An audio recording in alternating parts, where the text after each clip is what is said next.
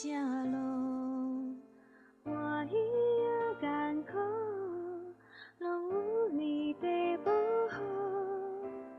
万人中只有你捌我搁疼我，永远无变的永远，我一生拢是祝福。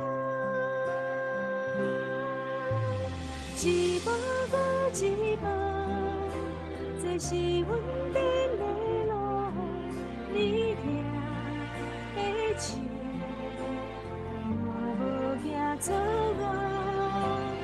一步搁一步，这是阮梦的路，你行的手，带我行这人生道路。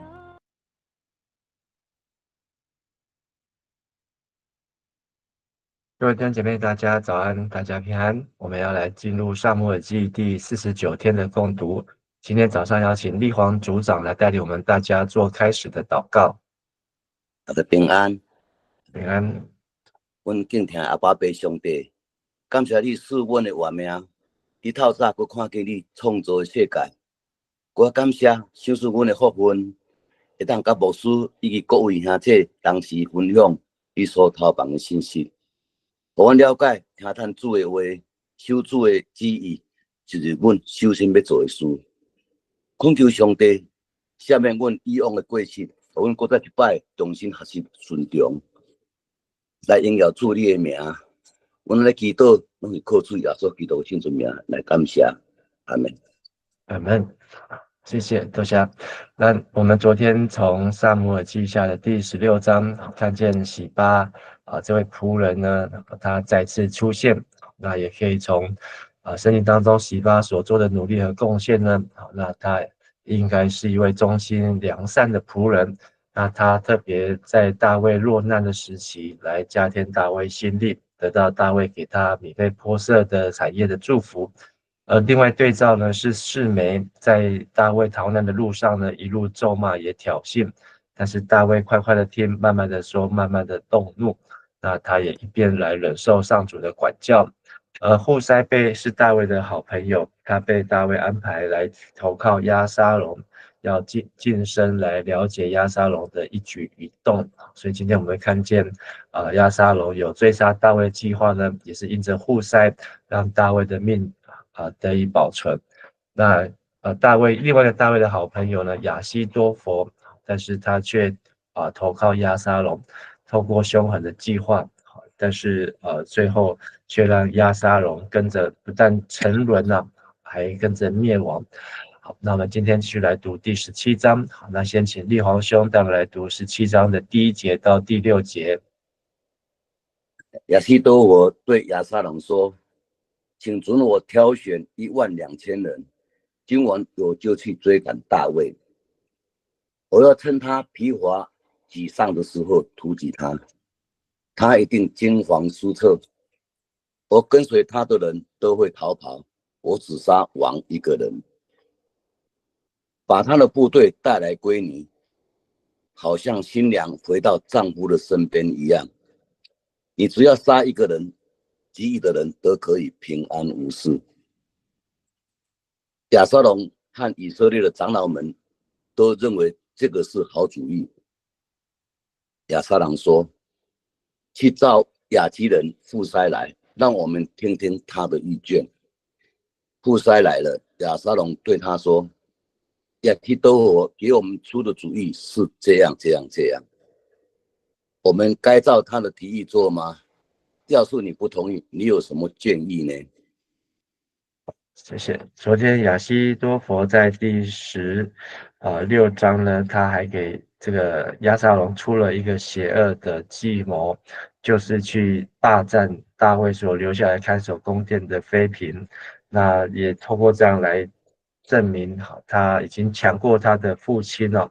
那这也应验了上主的预言，但是却又得罪了上主，那也玷污了自己。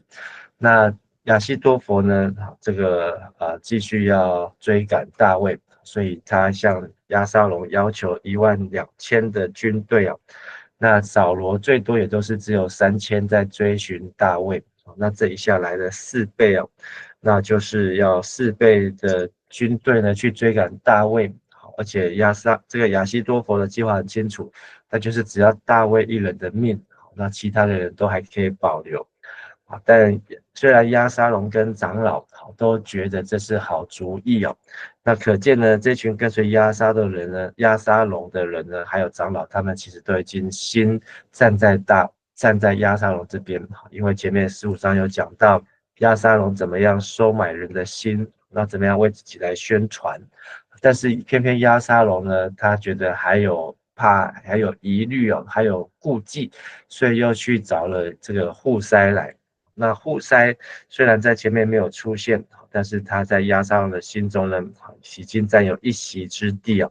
那昨天的经文有提到16章的最后一节提到说，亚希多弗出的主意呢，就好像人从神求恩得来的话一样，不仅在大卫，在押沙龙都是这样，但是偏偏押沙龙觉得还要再有一个意见来做比较，所以就找了户筛。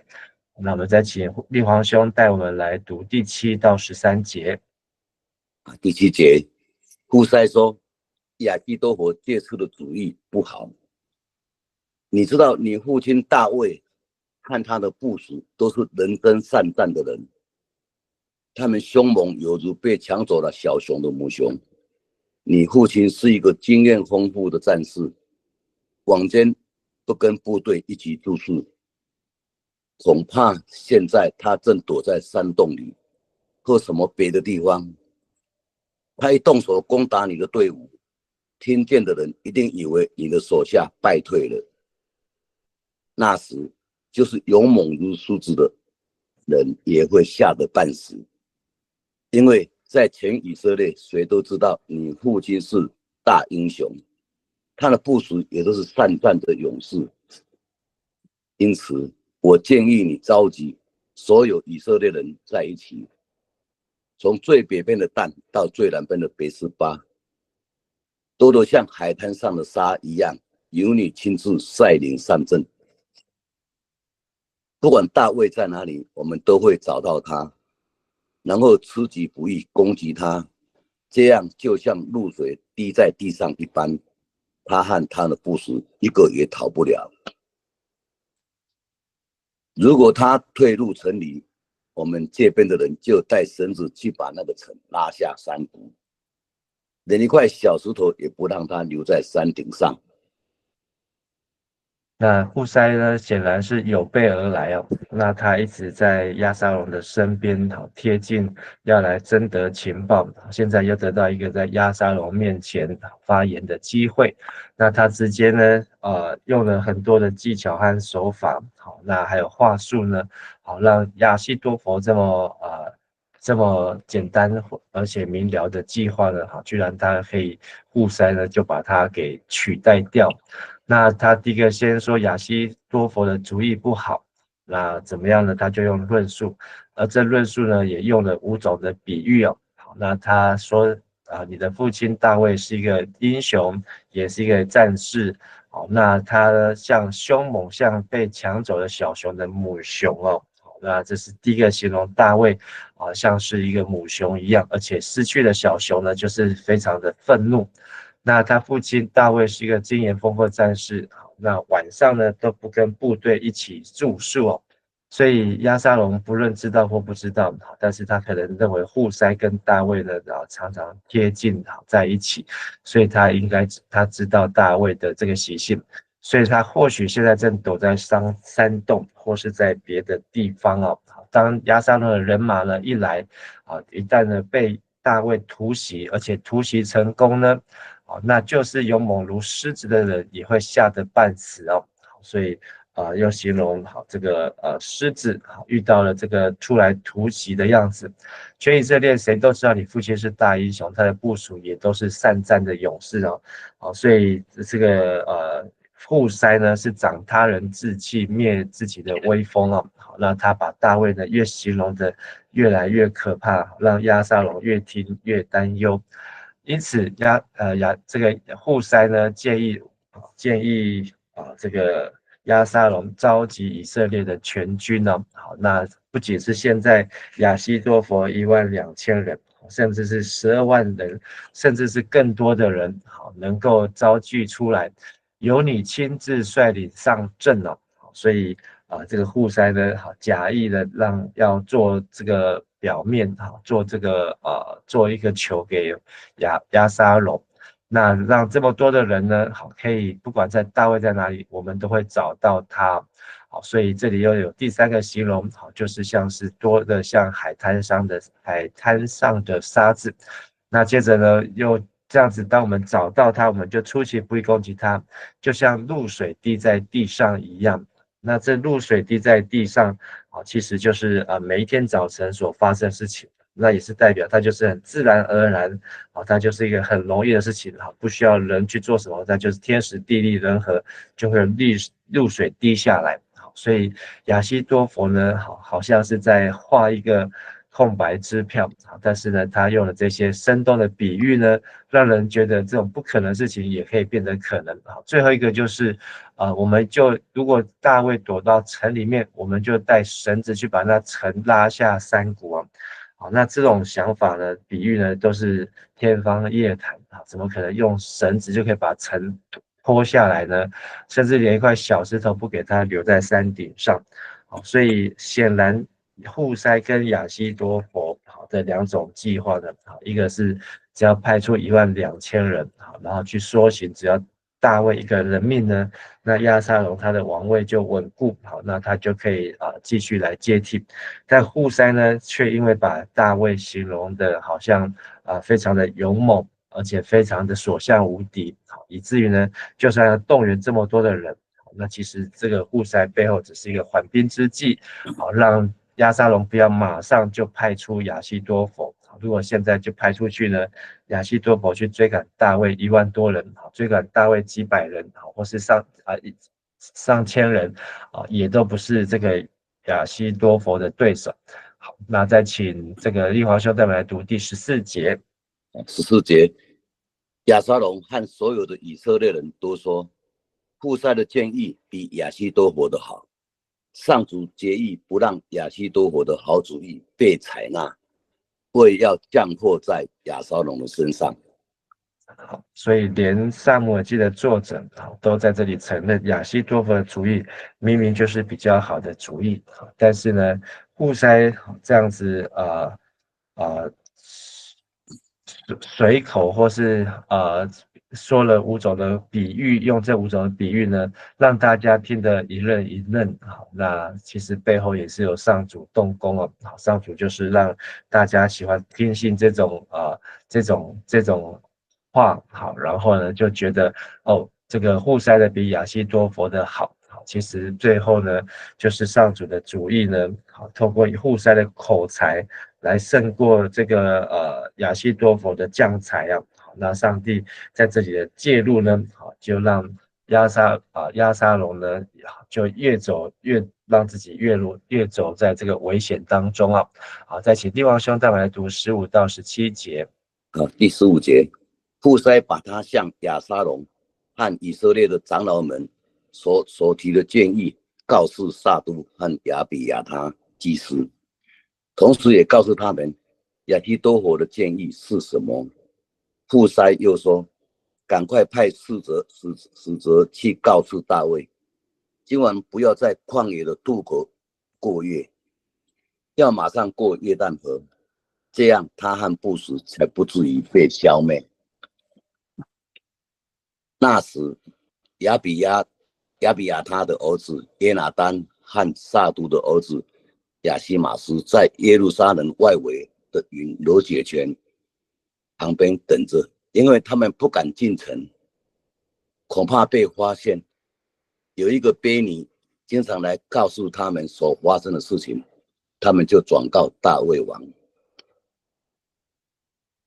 那这里2位祭司呢，在第15章有出现了，他们本来是放下约柜要来跟着大卫一起离开，好，但是大卫呢，好，把他们留下来，而且让他们在这个渡口这里呢，好能够来转达他们所得知的消息哦，所以他们也因而留下来。所以户筛呢就透过这2位祭司萨都和亚比亚他来通风报信。那重点就是赶快过河，不要再停在这个渡口旷野的渡口，免得呢亚西多佛他的人马一来到，虽然户筛呢他被说这个他的计划比较好，但是押沙龙如果真的去召集大军，派出人马来追赶大卫，大卫也是插翅难飞。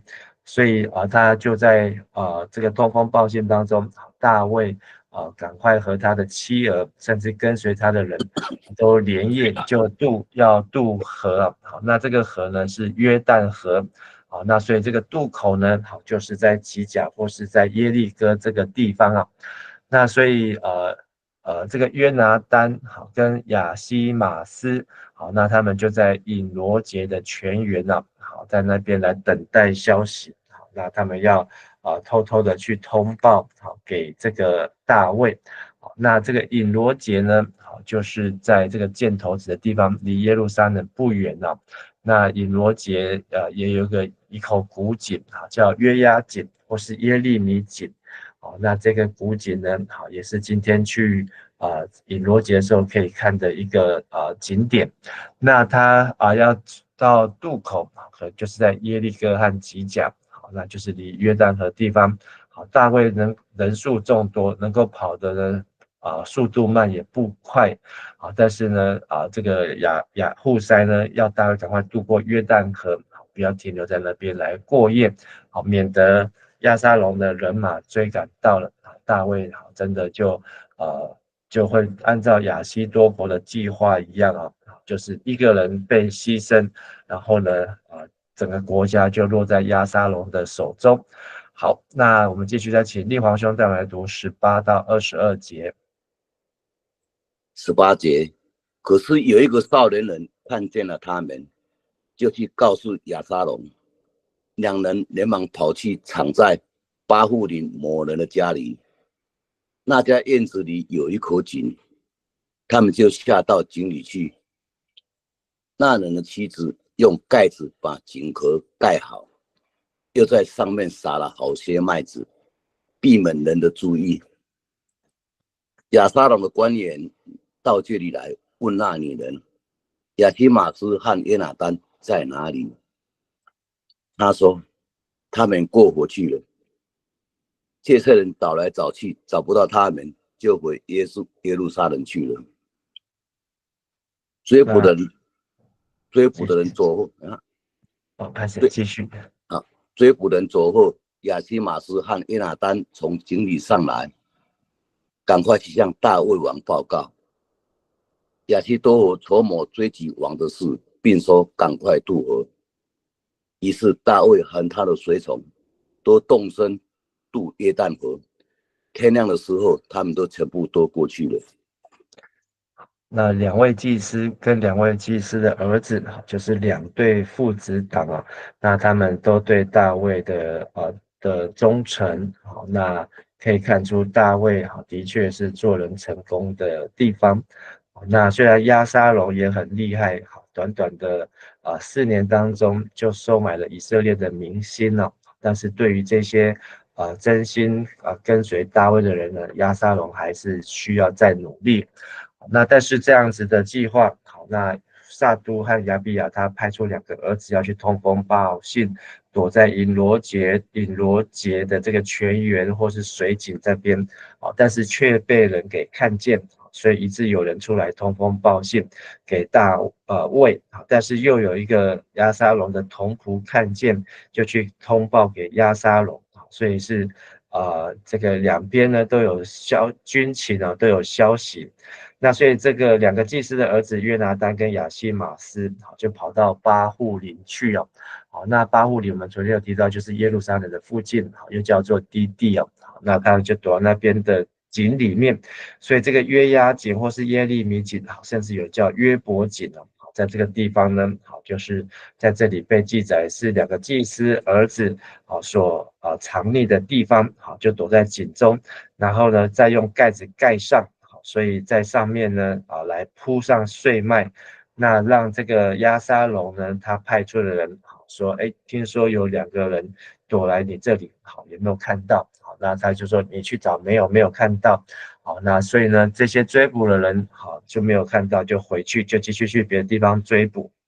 所以这个非常危险的情境呢，但是因为这口井，让2个祭司的儿子得以继续的去见大卫，然后呢就把这样的讯息通报给大卫。那所以这个妇人呢也很机智的告诉他们说他们这2个人已经到约旦河的那一头去了。所以就在天亮以前，本来大卫跟他所有跟随他的人是要留在河口来过夜，但是呢，现在他们连夜熬夜没有在这边休息，就赶快通过了约旦河。那到天亮的时候，已经全部人通通都过了约旦河了。好，那再请立煌兄带我们来读23到26节。23节，亚希多弗见自己的建议不被采纳，就骑上驴回家乡去。他把自己的后事料理清楚后，上吊自杀，能把他埋在他家族的坟墓里。亚沙龙和他的部队渡过约旦河的时候，大卫已经到了马哈念。亚沙龙指派亚玛撒做军队的元帅，代替约雅。亚玛撒是以实玛利人以铁的儿子，他母亲艾比该是拿辖的女儿，跟约雅的母亲希路亚是姐妹。亚沙龙和以色列人在基列一带扎营。那回到亚希多弗，他明明就是要跳槽来帮助押沙龙能够来取得王权。那可能心中呢也暗暗的希望能够报他的孙女拔示巴被玷污，然后他的孙女婿乌利亚被杀害的仇。但是呢，一心他就是想要大卫的命，但是却在这个时候呢，户筛破坏了他的计划，还有破坏了这个黄金的时间，所以以至于亚希多弗呢就非常的无助，回到家乡。那他的家乡在15章有提到他是基罗人。那基罗呢其实离耶路撒冷也不远，就在耶路撒冷跟希伯伦的中间。所以可以知道亚希多弗呢，他就是犹大支派的犹大人。那他在这个地方呢，其实应该跟大卫搞不好是有亲戚或是有宗亲。那毕竟他也是30勇士的这个名单当中的一成员。所以这个他回去上吊自杀。那后来他的家人也把他安葬在这个亚希多弗的父亲的坟墓当中。那当押沙龙还有他的部队呢，真的就是如同户筛的建议，派出了像海边一样沙一样多的军队呢，要来包围。他们以为要捉拿大卫呢，就是早上的露水滴在泥土一样简单。那他们要认为捉拿大卫呢，就是带着绳子就可以把他捉拿，束手就擒，而且可以把城从高山上拉到河里面去。那他们是信心满满。但是他们已经追赶到约旦河，因为就是人数太多，速度太慢。等到大家都集结完毕的时候呢，大卫已经过了约旦河，甚至逃到了马哈念了。那马哈念我们之前有提到，就是扫罗王死后，那他的儿子儿子伊斯波设呢，在这边马哈念做王的地方所以伊斯波设就是这个元帅亚尼尔把伊斯波设带过河，在那边做王。所以这也是一个扫罗他的后代在这边来占领的地方。但是现在呢大卫呢就躲到了马哈念。19章呢的这个巴西来拿食物来提供给这个大卫呢也会再提一次。所以今天的17章、19章大卫都在马哈念这个地方呢大概停了一段的时间，可能也是在这边比较安全。那押沙龙呢，不容易来追赶。但是这里有提到，25节提到押沙龙的元帅呢，代替了约押，因为约押是大卫的元帅，那约押应该是跟着大卫一起走，所以这个以色列军队需要一个新的元帅。那这个新的元帅是谁呢？是这个亚玛撒。好，那亚玛撒是谁呢？亚玛撒是以实玛利人以铁的儿子啊。好，那在历代志上，这个亚玛撒的爸爸呢，又叫做以特拉。以特拉，那这里提到他是以实玛利人，就是以东，但是在历代志提到他是以色列人，所以他的身份呢，还有待考察。好，但是他很特别，他跟约亚呢是表兄弟的关系。好，因为亚玛撒的妈妈是亚比该，约亚的妈妈是喜鲁雅。好，那这个都是大卫的姐姐。好，那亚比该也有可能是大卫的姐妹啊。好，那所以押沙龙好，其实也是跟他们有相对也是有关系啊。好，因为跟押沙龙来讲，好算是同辈啊。好，那押沙龙是大卫的儿子。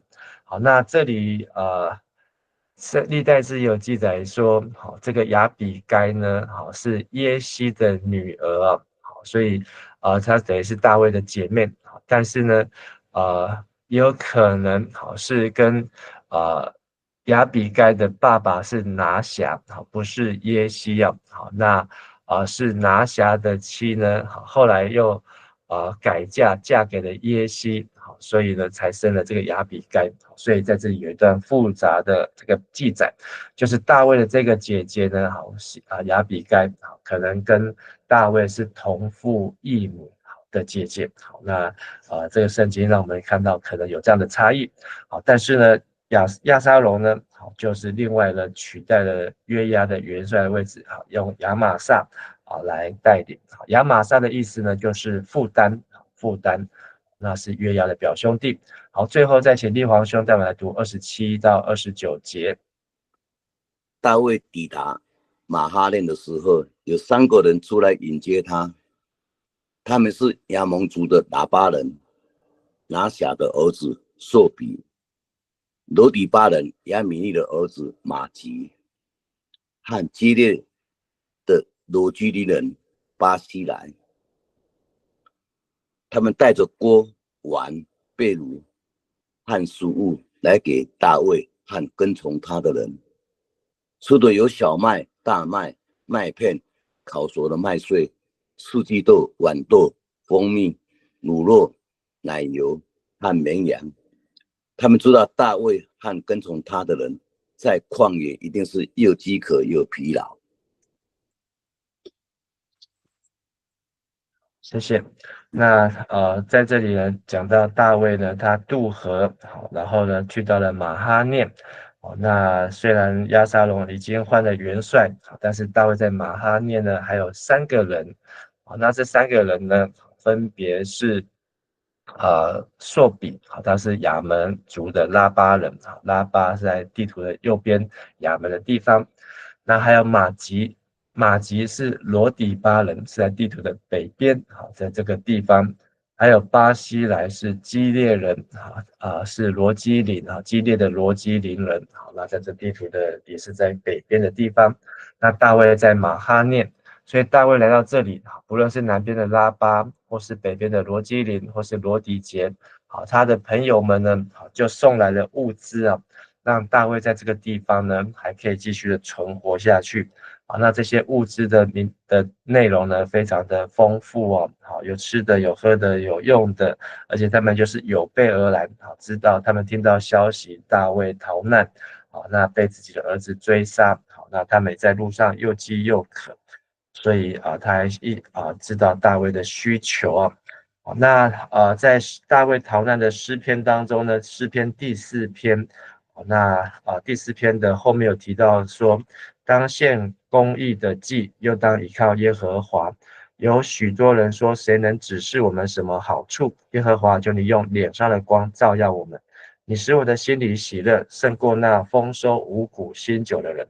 我必平安地躺下睡觉，因为独有你耶和华使我安然居住哦。好，那很有可能就是大卫在这段时间，他到了马哈念，终于可以暂时的喘一口气，而且也可以暂时的不用为着吃喝穿用好来愁烦恼。而这个巴西来这3个朋友当中呢，特别就是巴西来，可能他供应的最多，或是最让大卫印象深刻。所以当这个历代志就是列王纪上第2章，大卫要过世之前，临终之前呢，他还特别交代他的儿子所罗门，该报仇的就要报仇，该报恩的就要报恩。报仇的呢，我们昨天有提，就是要报约押的仇，还有报这个示每的仇。示每就是咒骂大卫，但是要报恩是报谁呢？就是报巴西来，跟巴西来的众儿子哦。所以这个巴西来呢，也在大卫的报恩的行列当中哦。好，那今天这段经文让我们看见押沙龙，他贼心该败哦，他没有听从亚希多弗，反而听从了户筛，以至于呢大卫得到保守，押沙龙呢他就错失机会。那但是这一切都是有上主在掌权。大卫接获情报，也速速的渡过约旦河。这个2个情报的探子呢，就是2个祭司的儿子，又透过这个使女让众人就可以平安渡河，一条性命也没有损失，全身而退。而亚希多弗呢，抑郁而终。最危险的计划呢，却被户筛用5个比喻，生动的比喻呢，就给化解了。而押沙龙世人为民，以至于他的计谋不得逞。那也看见大卫呢，却是四处都有朋友，他的朋友都是知心知己的朋友，在他真正困难的时候呢，是愿意伸出援手，而不是关起家门把他赶走。我们一起来祷告。亲爱的天父上帝，我们有最好的朋友，就是耶稣基督，是我们的密友，也是我们的良伴，也是我们在生活当中可以随时提供给我们的安慰和帮助。也求你让我们能够如同大卫能够用智慧与人来交往，也让我们能够真心的对待朋友因为这也说有一朋友比兄弟更加的亲密也让我们能够看重朋友之间的关系兄弟姐妹肢体之间的关系因为这些关系在极难的日子，就如同耶稣说的这些用所结交的朋友要把我们接到永生当中，也愿上帝使用我们，让我们也能够带领朋友来领受耶稣基督成为最美好的礼物，也能够让他们早日来听到福音，接受耶稣基督成为生命的主宰。我们为我们的朋友，为我们自己来献上祷告祈求，都是奉靠主耶稣基督的名。阿们。谢谢立皇兄，谢谢大家，大家平安。阿们。谢谢牧师，谢谢牧师，平安，谢谢牧师，平安，谢谢。